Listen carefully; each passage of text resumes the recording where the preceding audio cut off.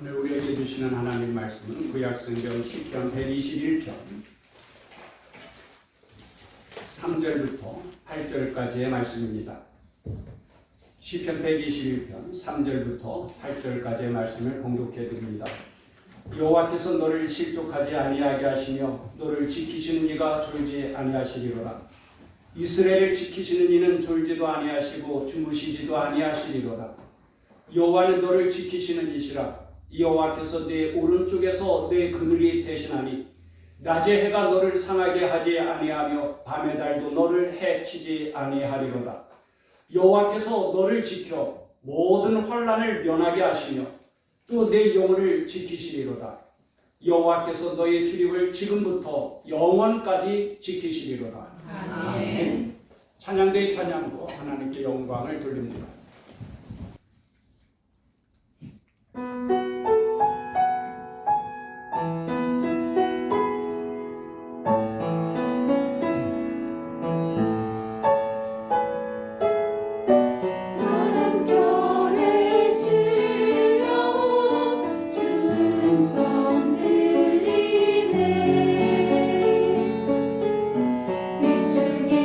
따라 쏟아지는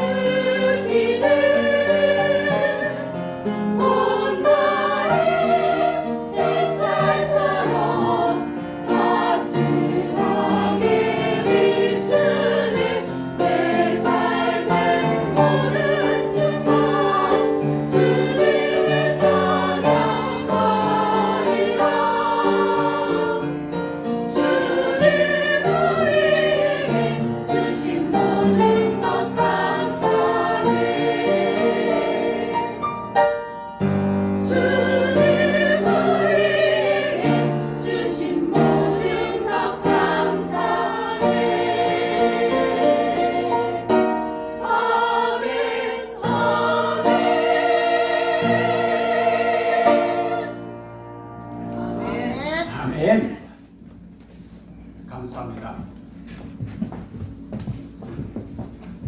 옛날에 보디가드라고 하는 영화가 상영되었었습니다. 최고의 명성을 가진 여자 가수와 키가 훤칠하고 잘생긴 보디가드 사이에 이루어지게 되는 사랑을 다룬 멜러 영화입니다.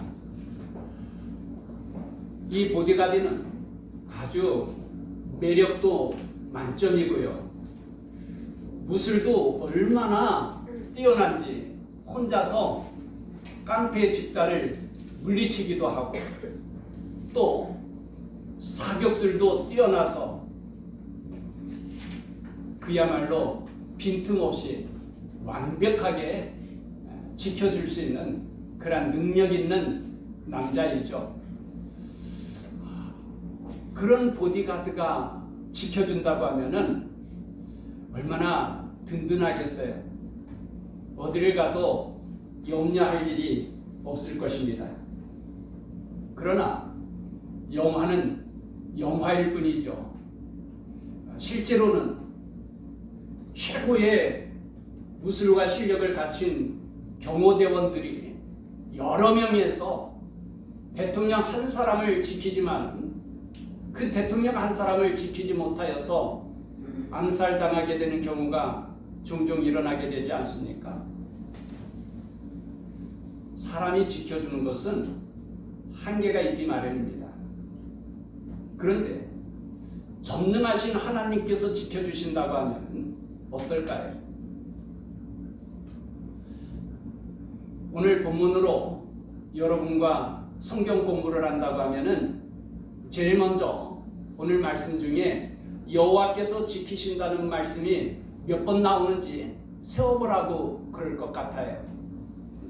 여호와께서 너를 지키신다는 말씀이 몇 번이나 나올까요? 너를 지키시는 이가 또 너를 지키시는 이시라 또 여호와께서 너를 지켜 또 내 영혼을 지키시리라. 지금부터 영원까지 지키시리라. 뭐 대충 훑어보아도 여호와께서 지키시리라고 하는 말씀이 여러 번 나오죠. 그만큼 우리들의 삶 가운데는 어려운 일들이 위험한 일들이 많이 일어나게 된다는 반증이기도 할 것입니다. 그럼에도 불구하고 성경은 아무것도 염려하지 말라고 말씀하시고요. 조금도 두려워하지 말라라고 말씀을 하십니다. 왜 그럴까요? 이 험한 세상을 살아가면서 어려운 일 당할 때도 많고 위험한 일 당할 때도 많이 있는데 성경은 왜 아무것도 염려하지 말고 조금도 두려워하지 말라고 말씀하실까요? 여호와께서 너를 지키신다. 아멘. 할렐루야. 아멘. 여호와께서 너를 지키신다. 하나님께서 나의 보디가드가 되어 주신다고 하면은 조금도 염려할 것이 없고 아멘. 불안하거나 두려울 것이 없겠죠. 아멘. 오늘 말씀은 바로 하나님께서 그렇게 나를 지켜주신다는 말씀입니다. 3절과 4절 말씀을 다시 한번 읽어보십시다. 3절 4절 말씀 시작. 여호와께서 너를 실족하지 아니하게 하시며 너를 지키시는 이가 졸지 아니하시리로다. 이스라엘을 지키시는 이는 졸지도 아니하시고 주무시지도 아니하시리로다. 아멘. 아멘. 하나님은 사람처럼 졸거나 잠들지 않고 지켜주신다는 말씀이에요. 하나님은 조금도 실수가 없고 빈틈없이 완전하게 지켜주시는 분이라는 것입니다. 아멘. 또한 하나님께서 나를 지켜주시는 것은요, 사람들로부터만 지켜주시는 말씀이 아니에요. 사나운 짐승들로부터만 나를 보호해 주시겠다는 말씀이 아닙니다. 하나님은 그 어떠한 자연 환경이나 재해 가운데서도 나를 지켜주신다는 말씀이죠. 아멘. 예를 들어서 사람이 나를 지켜주신다고 한다고 하면은 바다 풍랑 가운데서 나를 어떻게 지켜주시겠어요? 그렇죠? 어떤 자연의 재해로부터 지진이 일어난다든지 그럴 때 어떻게 나를 지켜주시겠어요? 그런데 하나님은 그런 모든 환경이나 형편이나 자연 재해로부터도 나를 지켜주신다는 말씀이에요. 6절 말씀을 같이 읽어보십시다. 6절 말씀 시작. 낮에 해가 너를 상하게 하지 아니하며 밤의 달도 너를 해치지 아니하리로다. 아멘. 아멘. 이스라엘은 주로 사막이나 광야로 이루어진 나라죠. 그렇기 때문에 낮에는 뜨거운 햇볕 때문에 괴롭고요. 또 밤에는 너무너무 추워서 견디기가 어려워요. 그런 가운데서도 하나님은 낮에는 구름으로 그늘을 만들어 주셔서 우리를 상하지 않게 지켜주시고 밤에는 불기둥으로서 우리를 평안하게 보호해 주신다는 말씀이죠. 아멘. 즉 하나님이 지켜주시는 것은 밤이나 낮이나 시간의 관계가 없어요. 어떤 환경이나 재해로부터도 하나님은 우리를 막아주시고 보호해 주신다는 거예요. 아멘. 하나님께서 나를 지켜주신다고 하면 내가 얼마나 든든하고 평안을 누릴 수 있을까요? 지난 주일에도 잠깐 말씀을 드렸지만 아브라함이 100세에 낳은 아들 이삭은 허약하기가 그지없어요. 저는 우리 젊은이들이 좀 일찍 결혼해서 자녀를 좀 일찍 출산하면 좋겠다 그런 생각이 들어요. 성경에 보면은 젊은 자의 자식은 장사의 수중에 화살과 같다고 하였는데 아브라함은 100세의 아들을 낳다 보니까 이 이삭이 얼마나 허약한지 어려서부터도요 이복형인 이스마엘로부터 늘 조롱을 당해요. 이 아들 이삭이 조롱당하는 것을 엄마 사라가 보게 됩니다. 성경을 보면 사라가 얼마나 온순한 여인이에요. 그런데도 아들 이삭이 희롱당하는 모습을 보면서 눈이 뒤집어지죠. 여러분 짐승도요 새끼 가진 짐승 건드리면 큰일 나지 않습니까? 아들 이삭이 희롱당하는 것을 보고는 사라가 얼마나 화가 났는지 여종 하갈과 이스마엘을 내쫓아버리지 않습니까?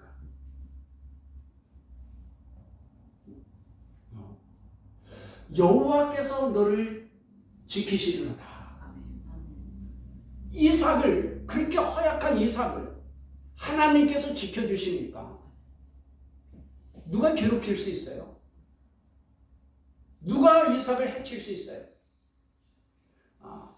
오늘날 팔레스타인을 성경에서는 블레셋이라 그러는데 성경을 보면은 이 블레셋 민족이 이스라엘 괴롭히는 내용의 말씀이 많이 나와요. 왜냐하면 이스라엘은 당시에 청동기 문화였었는데 블레셋 사람들은 철기 문화고요. 또 민족도 골리앗이 바로 블레셋 사람 아닙니까? 아주 건장해요. 덩치가 커요. 이 블레셋 사람들이 이스라엘 사람들을 괴롭히게 되는데 성경을 보면은 블레셋 사람들이 이삭의 우물을 빼앗아요. 아니 1대1로 맞짱 떠도 이삭이 꼼짝 못하는데 이 블레셋 민족이 우물 뺐으니 어떻게 뭐 찍소리 못하고 뺏기죠. 그런데 하나님께서 이삭을 지켜주시니까 블레셋 민족이 이삭 한 사람을 두려워해요. 이삭을 보니까 하나님이 지켜주시고 도와주는 사람이야. 얘 건드렸다가 큰일 나겠죠. 예를 들어서 6살 꼬마 아이라고 하더라도 그 아버지가 태권도 관장이라고 하면은 5학년, 6학년 형들이 이 6살짜리 꼬마를 건드려요? 안 건드려요? 6살짜리 꼬마가 무서워서요? 누가 무서워서? 아버지가 관장인데 안 건드리죠? 이삭이 그런 거예요. 블레셋 사람들이 보니까 하나님이 이삭과 함께 하는 거야. 얼마나 무서운지 이 블레셋 사람들이 이삭을 찾아와 가지고는 화친을 맞자고 하죠. 여호와께서 너를 지키시리로다. 아멘. 하나님이 지켜주시는 민족이라도, 블레셋 민족이라도 나를 해칠 수 없다는 거예요. 여러분, 우리가 이 믿음을 갖고 산다고 한다면은 무슨 걱정을 하고 우리가 무슨 불안과 두려움에 떨겠어요? 하나님이 나의 보디가드, 하나님이 나를 지키신다. 얼마나 든든하겠어요? 근데 여러분, 여기 하나님께서 너를 지켜주신다는 말씀이 아무에게나 적용되고 해당되는 말씀이 아닙니다. 하나님이 누구를 지켜주신다는 말씀인가? 시편 91편에 이렇게 말씀하셔요. 지존자의 은밀한 곳에 거주하며 전능자의 그늘 아래 사는 자는 밤에 찾아오는 공포와 낮에 날아드는 화살과 어두울 때 퍼지는 전염병과 밝을 때 닥쳐오는 재앙을 두려워하지 아니하리로다. 1000명이 네 왼쪽에서 10,000명이 네 오른쪽에서 엎드러지나 이 재앙이 네게 가까이 하지 못하리로다. 그가 너를 위하여 그의 천사들을 명령하사 네 모든 길에서 너를 지키게 하시리라. 아멘. 여기 지존자의 은밀한 곳에 거주하며 전능자의 그늘 아래에 사는 자는 곧 하나님을 나의 도움으로 삼고 살아가는 자를 하나님이 도와주시고 하나님의 은혜 안에서 살아가는 자를 하나님이 지켜주신다는 말씀이죠. 그런데 이때 우리가 주의해야 될 것이 있어요. 하나님이 도와주시고 하나님이 지켜주시니까 나는 그냥 가만히 게으르게 놀고 먹어도 하나님이 다 알아서 도와주시고 지켜주시려니 이렇게 생각하면 안 돼요. 지난 주일에 어떤 고난과 환난 가운데서도 하나님은 우리의 도움이 되시는 것을 말씀을 드렸는데 이것을 잘못 이해해서 나는 뭐 아무것도 안 해도 하나님이 도와주셔서 다 해결될 거야. 다 잘 될 거야. 나는 노력하지 않아도 하나님이 나를 도와주시니까 성공할 수 있어. 이게 구원파가 주장하는 논리잖아요. 성경을 그렇게 해석하면 안 되는 거예요.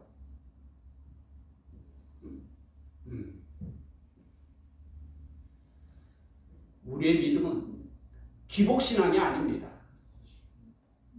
그냥 내가 놀고 먹어도 하나님이 알아서 다 도와주시고 지켜주신다. 어떤 학생은 하나님이 나에게 지혜를 주셔서 공부하지 않아도 나는 1등 할 수 있다. 이게 대단한 믿음인 것 같지만 잘못된 신앙이에요. 소년 다윗을 한번 생각해 보십시다. 소년 다윗이 형 며느리를 갖다가 블레셋의 골리앗 장군이 그렇게 이스라엘 백성들을 겁주고 하나님을 모욕하는 장면을 보고 그냥 막 어떤 갑자기 객기를 부리면서 저놈하고 내가 싸우겠다 그렇게 생각하면 안 돼요. 그냥 어린 소년이 그냥 무턱대고 겁도 없이 무모하게 그렇게 골리앗 장군과 싸우러 나갔다. 그게 믿음이다. 그럼 성경을 잘못 해석하는 거예요. 늘 말씀드리지만 성경은 전후 문맥을 잘 살펴봐야 돼요. 그 앞에 내용을 보면은 어떤 내용의 말씀이 나오냐면은 다윗은 어렸을 때부터 양을 치는 목동이었어요. 그런데 이 어린아이가 양을 칠 때에 그 사자의 발톱과 곰의 이빨로부터 양을 지켜냈다는 말씀이에요. 여러분, 어른도 사자가 나타나면 겁을 먹고 두려워하는데 어린 나이가 어떻게 사자가 나타나고 곰이 나타나는데도 자기 양을 보호할 수 있었을까요? 이 다윗은 어려서부터 물매 던지는데 선수였어요. 자기 양을 지키기 위해서 얼마나 물매 던지는 연습을 많이 했는지, 예? 그 마을뿐만 아니라 이스라엘 전체에서 아마 다윗보다 물매 더 잘 던지는 사람은 없을 거예요. 명수예요. 그 실력을 가지고 있어요. 이 실력을 가지고 골리앗 장군에게 맞서서 싸우는 거예요. 근데 여러분 여기에 중요한 게 있어요. 다윗이 물매라고 하는 무기와 실력을 갖고 있지만 다윗이 골리앗 장군 향하여 나갈 때에 야, 내 실력 가지고 너를 싸워서 이기겠다 그렇게 나가는 게 아니에요. 실력은 있지만 여호와 하나님께서 아멘. 나와 함께 하신다. 아멘. 이 믿음 가지고 가는 거예요. 아멘. 할렐루야? 아멘. 할렐루야? 아멘. 이게 바른 믿음인 거예요. 아멘. 다윗은 실력을 갖추고 있지만은 내 실력을 의지해서 나간다는 게 아니에요. 하나님을 믿고 아멘. 하나님을 의지해서 나간다는 거예요. 아멘. 내가 하나님께 도움을 구한다는 것은 우리의 노력을 전제로 하는 겁니다. 지성이면 감천이라고 하지 않습니까? 내가 최선을 다할 때에 하나님께서 감동하시고 하나님께서 도와주시는 거야. 아멘. 나는 최선을 다하지 않고 노력하지 않으면서 하나님이 도와주시고 하나님이 지켜주셔서 다 잘 될 거야. 그것은 바른 신앙이 아니에요. 최선을 다하고 할렐루야? 아멘. 그런데 이 최선의 노력 중에 가장 우선되는 것이 무엇이냐면 바로 기도입니다. 아멘. 할렐루야? 아멘. 최선 중에 최선이 뭐냐? 기도인 거예요. 아멘. 뭐라고요? 기도. 기도요. 나의 도움이시고 나를 지켜주시는 하나님께 기도하는 거예요. 아멘. 오늘 본문의 시인도 아주 어려운 일을 당한 것이 분명해요. 그 괴롭고 답답한 일을 당하였을 때에 그 문제를 보는 것이 아니라 나를 실망시키고 좌절시키고 낙심케 하는 그 문제를 보는 것이 아니라 내가 산을 향하여 눈을 들리라. 아멘. 예루살렘 성전이 있는 시온산을 향하여서 나의 눈을 들고 나의 도움이 어디서 올까? 아멘. 하나님을 향하여서 도움을 구하는 거예요. 아멘. 하나님 앞에 기도하는 거예요. 아멘. 그때 시인은 그렇게 찬송하는 거예요. 아멘. 나의 도움은 천지를 지으신 여호와께로서다. 아멘. 할렐루야. 아멘. 할렐루야. 아멘. 그러면 내가 하나님 앞에 기도하고 그 기도할 때에 하나님께서 주시는 담대함이 있는 거예요. 아멘. 확신이 있는 거예요. 그래서 하나님을 찬송할 수 있는 거예요. 나의 도움은 천지를 지으신 여호와께로서다. 아멘. 어려운 일을 당하였을 때는 바쁘고 분주하게 하던 일을 멈추고 기도에 집중하는 것이 좋아요. 아멘. 우리는 고아가 아니라 하나님의 자녀입니다. 아멘. 하나님의 자녀인 우리가 어려운 일을 당하였을 때 우리 아버지 하나님께 도움을 구하고 은혜를 구하는 것은 마땅한 거예요. 고난은 우리가 기도하기에 가장 좋은 기회가 되어집니다. 아멘. 야고보서 5장 13절에 너희 중에 고난당하는 자가 있느냐? 그는 기도할 것이다. 아멘. 고난당하는 자는 무엇할 것이요? 기도할 것이. 무엇할 것이요? 기도할 것이. 기도할 것이. 기도할 때에 하나님의 사랑을 경험하게 되고 아멘. 기도할 때에 하나님의 능력을 경험하게 되는 것입니다. 아멘. 여러분, 저도 지금까지 살아오면서 어려운 일이 있었을까요? 없었을까요? 그러면 많았어요. 참으로 많았어요. 사람들로부터 배신당하는 아픔도 겪어봤고요. 아무것도 없이 빈손으로 좋은 길을 개척하면서 경제적인 어려움도 겪어봤고요.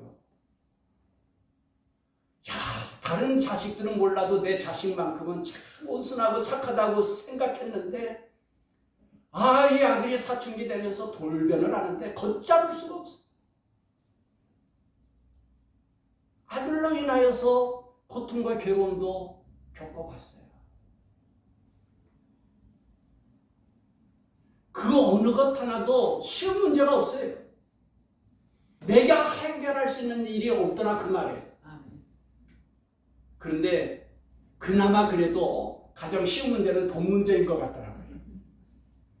일부 예배 때 그렇다고 그랬더니 성도들이 공감을 안 하더라고요. 돈 문제보다 어려운 게 어디 있어요. 그렇게 생각, 돈이면 다 해결되죠. 이렇게 생각하는 것 같아요. 아니, 제가 경험해 보니까 그래도 그나마 돈 문제가 쉬워요. 왜 그러냐면은 돈 문제는 그래도 사람 찾아가서 부탁이라도 해볼 수 있잖아. 응? 내 사정 말하면서. 응? 여러분 어려운 일을 당했을 때 사람 찾아가서 도움을 부탁해 본 적 있나요? 저도 해봤어요. 그런데 좋을 때 친구가 친구지. 내가 어려운 일 당해서 친구 찾아가니까요 별로 반가워하지 않습니다. 자존심도 상하고요. 응? 용기 내서 힘들게 부탁을 했는데 돌아오는 것이 실망이고 마음에 상처를 입게 되고 그럴 수가 없어요. 그러면서 배운 게 뭐예요? 친구 중에 진짜 친구는 예수님밖에 없더라. 아멘. 할렐루야. 아멘. 예수님이야말로 정말 진실한 친구고 영원한 친구인 것을 믿습니다. 아멘. 그래. 내가 너무너무 괴롭고 힘들어서 기도를 해보지만 기도한다고 돈밭더리가 떨어지나요? 근데 그 돈 문제가 해결됐어요? 안 됐어요? 해결됐으니까 내가 여기 있지 지금. 응? 이상하게 신기하게 다 해결됐어요. 자녀 문제도 똑같아요. 사랑은 눈물의 씨앗이라고 그러는데 사랑하는 것만큼 괴로움을 겪게 되는 것 같더라고요. 아멘.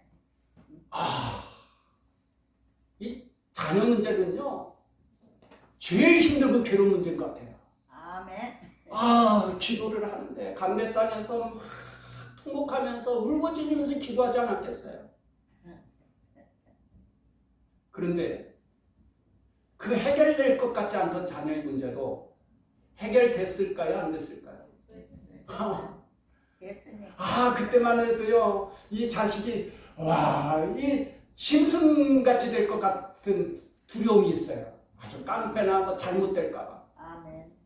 그런데 하나님께서 다 훌륭하게 키워주시지 않았습니까? 아멘. 저는 어려운 일들을 겪으면서 기도를 배우게 됐어요. 아멘. 기도하면서 경험하게 되는 것은 하나님께서 해결해 주시면 참 쉽게 풀리더라는 거예요. 아멘. 돈 문제도 그렇고 교회 문제도 그렇고 자녀 문제도 그렇고 하나님께서 해결해 주시면은 정말 참 신기해. 아멘. 슬슬 그냥 풀리는데 아멘. 부작용도 없어. 부작용.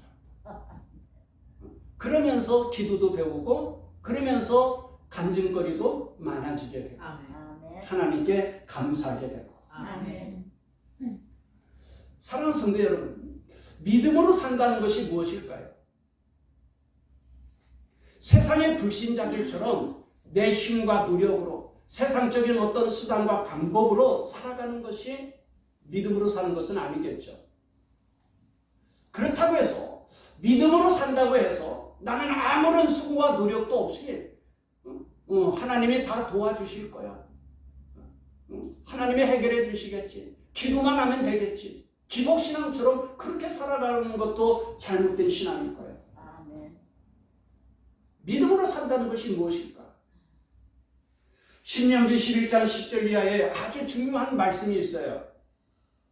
네가 들어가 차지하려는 땅은 네가 나온 애굽 땅과 같지 아니하니 거기에서는 너희가 파종한 후에 발로 물대기를 채소밭에 됨과 같이 하였거니와 너희가 건너가서 차지할 땅은 산과 골짜기가 있어서 하늘에서 내리는 비를 흡수하는 땅이요 네 하나님 여호와께서 돌봐주시는 땅이라 연초부터 연말까지 내 하나님 여호와의 눈이 항상 그 위에 있느니라. 아멘.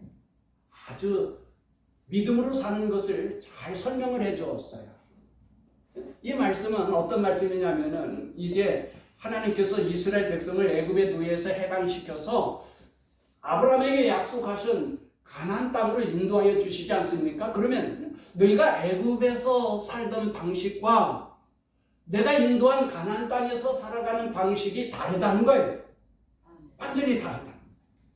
이것은 마치 우리가 예수 믿기 이전에 살아가던 방식과 예수 믿고 난 다음에 살아가는 방식이 같아요? 달라요? 다르다는 거예요. 완전히 다르다는 거예요. 애굽에서는 어떻게 살았느냐? 애굽에서는 밭에 파종을 한 후에 발로 물대기를 하는 것처럼 네가 열심히 수고하고 노력해서 먹고 살았다는 거야. 아멘. 저도 어렸을 때에 보았는데 아주 가뭄이 극심하면은요 수차라고 그래요. 물레방아처럼 생긴 것이 있는데 그 수차 위에 올라가서 발로 이렇게 걸으면은 아래 하천에 있는 물을 끌어올려서 자기 밭에다가 이렇게 댈 수 있어요. 근데 또 채소밭이라는 것도 참 의미 있죠.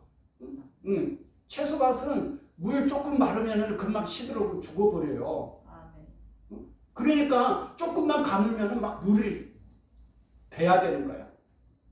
근데 그 떼약볕 밑에 그 수차 위에 올라가서 그 걷는 것이 물대는 것이 쉬울까요? 어려울까요? 굉장히 어려워요. 제가 학생들한테 이 이야기 했더니 전도사님 양수기로 하면 되죠 그래요. 그때 양수기가 어디 있어? 오늘날 양수기가 있어도요 정말 가뭄이 극심하면 물을 어디에서 끌어올려요? 하천도 물 발라서 없는데. 열심히 수고하고 노력하지만 땀 흘리면서 고생을 해보지만은 돼요 안 돼요? 안 된다는 거야. 여러분 이 말씀이 아주 참 재미있고 신기한데 우리 학생들은 고대 문명, 4대 문명 가운데 이집트 문명 배우셨을 거예요. 이집트 문명은 어떤 곳이냐면은 나일강이 있어서 나일강 하류에는 델타라고 그러죠. 삼각주가 있어요. 그 땅은 얼마나 비옥하고 기름진 땅인지 그래서 아브라함도 그렇고요. 그 가나안 땅에 이스라엘에 흉년이 들면은 애굽으로 가는 거예요. 애굽에는 먹을 것이 있어요. 거기는 삼각주가 있어서 기름진 땅, 흉년을 몰라. 그런데 그 이집트 문명이 망해요, 안 망해요? 망할 거예요. 그 기름진 땅에서 사는 데도 안 되는 거예요. 반면에 하나님께서 인도하신 가나안 땅은요 젖과 꿀이 흐르는 땅이라고 하는데 그거 하나님 내가 사기친 것처럼 느껴져. 응? 하나님 어떻게 그 땅을 젖과 꿀이 흐르는 땅이라고 말할 수 있어? 여기 신명기 11장에 그러잖아. 거기는 산과 골짜기래. 응? 광야고 사막이야. 응? 여러분 산과 골짜기에서 농사를 지어보세요. 그게 되나? 그 땅은요 우리나라로 따지면 천수답이죠. 비가 적당한 때 내려줘야 돼. 또 적당한 양만큼만 내려줘야 돼. 이거 잘 못 맞추면은 농사 망치는 거야. 그런데 그 산과 골짜기로 이루어진 그 땅에 하나님께서 이슬을 내려주시고 이른 비와 늦은 비를 내려주시는데 젖과 꿀이 흐르는 땅이 돼요. 아멘. 할렐루야. 아멘. 지금 이스라엘이 농업 수출 국가인 거 알죠? 그렇다니까. 애굽 땅에서는 그렇게 좋은 환경과 여건 속에서 열심히 잘 살아오려고 노력하지만은 고생하는 것뿐이고 안 돼. 안 돼. 오늘날 세상의 불신자들도 그렇지 않아요? 한번 잘 살아보겠다고. 나도 떵떵거리면서 살아보겠다고. 새벽부터 밤늦게까지 열심히 수고하고 노력하는데 안 되더라는 거야. 왜 안 되는지. 실패로 끝나더라는 거야. 그런데 가나안 땅에서는 하나님의 도우심을 구하고 은혜를 구하면 안 될 것 같은데 돼. 산과 골짜기인데도 되는 거야. 예수 믿고 난 이후에 삶이 얼마나 아름답고 평안하고 기쁨과 행복이 넘치는지. 아멘. 할렐루야. 아멘. 할렐루야. 아멘. 우리가 예수를 믿게 되고 살아가는 방식, 이제는 하나님의 도우심을 구하고 하나님의 은혜를 구하면서 살아가는 것입니다. 그때에 산과 골짜기가 적과 뿌리는 땅, 황무지에 장미꽃이 피는 땅, 하나님의 놀라운 은혜와 축복이 이루어지는 땅이 되는 거예요. 아멘. 여러분, 우리가 예수 믿기 이전과 예수 믿고 난 이후의 삶은 방식이 완전히 달라요. 가나안 땅에서는 하나님의 말씀에 복종하면서 하나님의 말씀대로 살아가는 거예요. 그렇게 하면 큰일 날 것 같고 실패할 것 같고 망할 것 같은데 아니라는 거예요. 하나님께서 도와주시는데 여호와께서 너희 위에 땅에 이른비 늦은 비를 적당한 때에 내리시니 너희가 곡식과 포도주와 기름을 얻을 것이라. 아멘. 믿음으로 살아가는데 하나님이 도와주시니까 복된 삶을 살아가는 거예요. 아멘. 아름답고 풍성한 삶을 살아갈 수 있다는 거예요. 아멘. 우리가 예수 믿는다는 것은 이제는 예수님을 나의 주님으로 영접하실 거잖아요. 그래서 우리는 삶의 방식이 어때요? 내가 어떻게 하면 예수님을 기쁘시게 해드릴까? 예수 믿기 전에는 나도 세상의 불신자처럼 내 힘과 내 누명으로 살려고 했어요. 세상의 수단과 방법 가지고 살려고 했어요. 근데 이제는 어때요? 내가 하나님의 도심을 구하면서 살아가요. 하나님의 은혜 안에서 살고자 해요. 아멘. 하나님의 말씀을 따라 살고자 해요. 아멘. 그때 하나님께서 우리의 삶을 더욱더 아름답고 아멘. 복되게 넘치게 채워주시는 것을 믿습니다. 아멘. 인간은 다 한계가 있고 부족하기 때문에 하나님의 도우심과 은혜 없이는 살아갈 수가 없어요. 고생하고 괴로움만 당할 뿐이야. 그 삶이 얼마나 불쌍하고 비참한지. 그래서 못 살겠다. 죽지 못해 산다. 이러는 거죠. 가정도 그렇고 기업도 그렇고 나라도 그래요. 그 어떠한 분야도 하나님의 도우심과 은혜 없이는 되는 것이 없어요. 공산주의자들이 종교는 아편이라고 하면서 하나님을 인정하지 않았죠. 그런 공산주의가 어떻게 됐습니까? 대부분은 다 망하고 몇몇 국가 있지만은 그 국민들이 얼마나 불안해하는지. 똑같은 한반도인데 북쪽 땅은 얼마나 초라하고 불쌍하고 비참한지.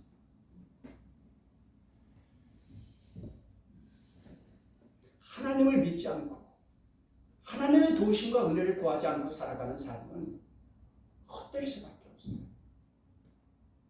괴롭고 불행할 수밖에 없어요.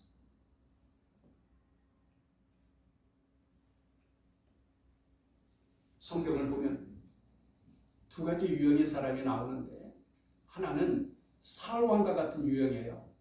사울왕은 아주 키도 크고요. 잘생겼어요. 그래서 사무엘이 이 사울에게 기름을 부어서 왕으로 세웠을 때 백성들이 얼마나 좋아하는지. 우리도 이제 왕다운 왕이 있다. 그러면서 인기 짱이었어요. 근데 사울이 왕이 되고 나서는 하나님의 말씀대로 안 살죠. 자기 편한 대로, 자기 방식대로 살아가는 거야. 불신자처럼 살아가는 거야. 그때의 사울왕은 가장 비극적인 사람이 되는데 전쟁터에서 자기도 죽고 가족이 다 몰락되고 말아요. 사울왕이 다스리는 40년 동안 이스라엘은 정말 괴롭고 고통스러운 세월을 보내게 됩니다. 성경에 다른 한 부류의 유형이 있는데 바로 다윗과 같은 사람이에요. 다윗은 겉보기에는 참 보잘것없는 사람이에요. 가족들로부터도 귀하게 여김을 받지 못했던 것 같아요.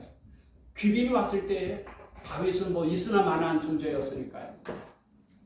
사무엘 선지자도 하나님의 명령을 따라서 이제 이새의 집안의 한 사람 아들을 기름 부어 왕으로 세우려고 할 때에 장남 엘리압을 보면서 우와 잘생겼다. 그 외모를 보면서 야 왕이 될 만하다. 그런데 하나님 중심을 보면서 아니라는 거예요. 내가 그를 버렸다는 거예요. 중심을 보니까 누가 내 마음에 맞아요? 막내인 다윗이 내 마음에 맞아. 믿음이 귀한 거예요. 참 겸손한 사람인 거예요. 그에게 기름을 부었어요.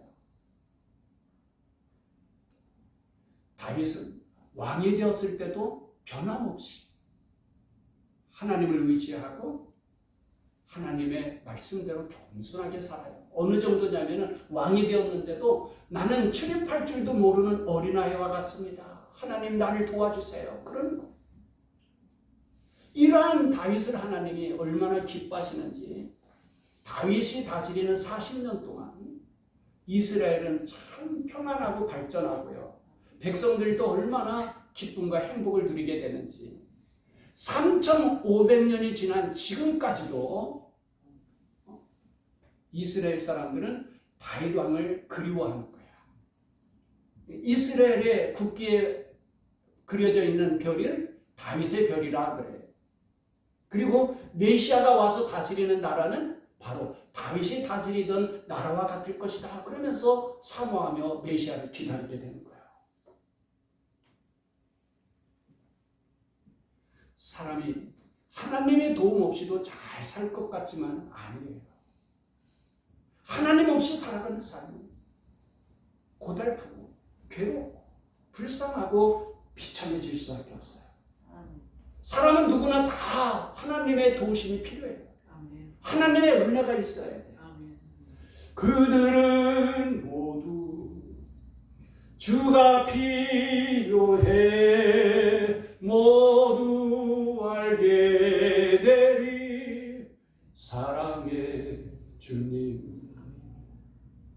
우리는 모두가 하나님의 도우심이 필요해요.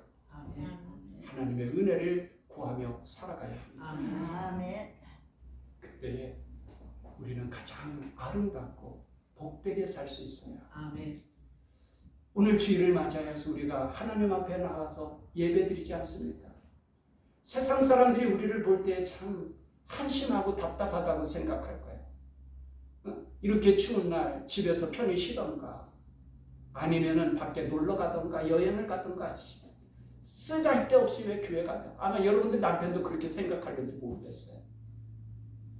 하지만 하나님의 도우심을 구하며 은혜를 구하며 예배드리는 이 시간 우리는 가장 소중하고 귀한 시간인 것을 믿습니다. 아멘. 오늘도 은혜 받고 한 주간 세상 가운데 살 때 하나님의 도우심과 은혜를 구하고 기도하면서 살아갈 때 우리들의 날마다의 삶은 천국과 같이 아름답고 행복할 것을 믿습니다. 아멘. 평생토록 하나님의 도우심과 은혜 안에 살면서 하나님의 그 은혜가 너무 고마워서 늘 감사하고 하나님께 영광 돌리는 우리 모든 좋은 교회 성도들이 되시기를 주님의 이름으로 축원합니다. 아멘. 기도하겠습니다. 하나님 아버지 감사합니다. 이 세상이 험하고 우리는 비록 약하지만 늘 하나님의 도우심과 은혜 안에 살게 하여 주심을 감사합니다. 예수 그리스도를 믿음으로 말미암아 우리가 하나님의 자녀가 되는 권세를 얻었습니다. 이제는 더 이상 세상의 불신자들처럼 애굽에서 발로 물대게 하는 것처럼 고달프고 불쌍하고 고아처럼 외롭고 괴롭게 살지 않게 하여 주시고 하나님의 자녀답게 아름답고 풍성한 삶으로 날마다 하나님 아버지께 감사하고 찬송하며 영광 돌리며 살게 하여 주옵소서. 우리의 삶을 통하여 하나님이 여전히 살아계시고 우리와 함께 하시고 우리에게 은혜와 복 주시는 것을 나도 경험하고 주위의 모든 사람들도 알게 하여 주셔서 이것이 증거가 되고 우리 아버지 하나님께 영광이 되게 하여 주옵소서. 예수님의 이름으로 기도하옵나이다. 아멘. 찬송가 382장 같이 부르겠습니다. 382장 찬송.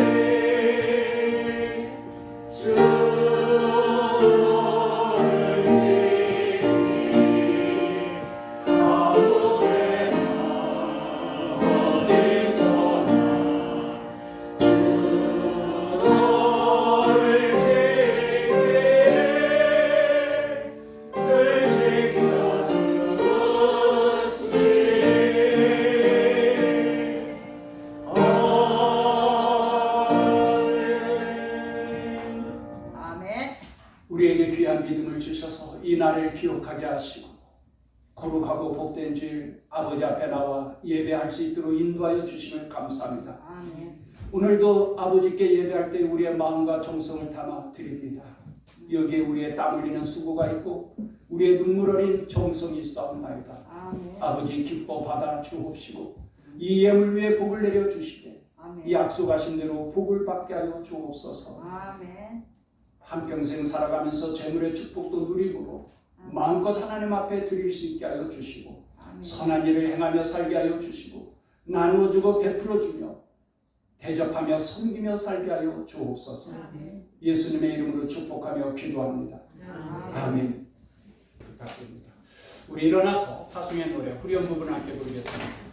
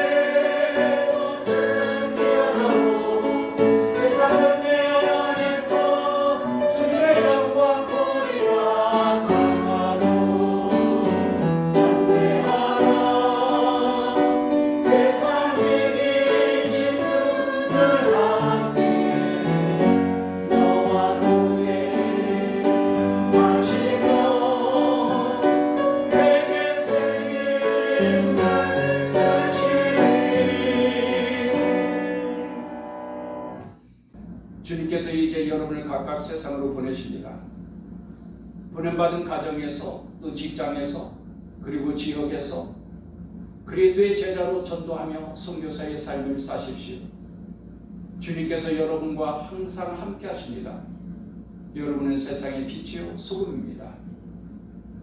지금은 우리를 구원하신 예수 그리스도의 은혜와 하나님 아버지의 크신 사랑과 성령님의 교통하시며 충만하심 오직 나의 도움과 나의 피난처는 하나님께 있음을 믿고 하나님의 도우심과 은혜를 구하며 살기를 결단하고 돌아가는 주의 자녀들 가운데 영원토록 함께 하시기를 축원하옵나이다.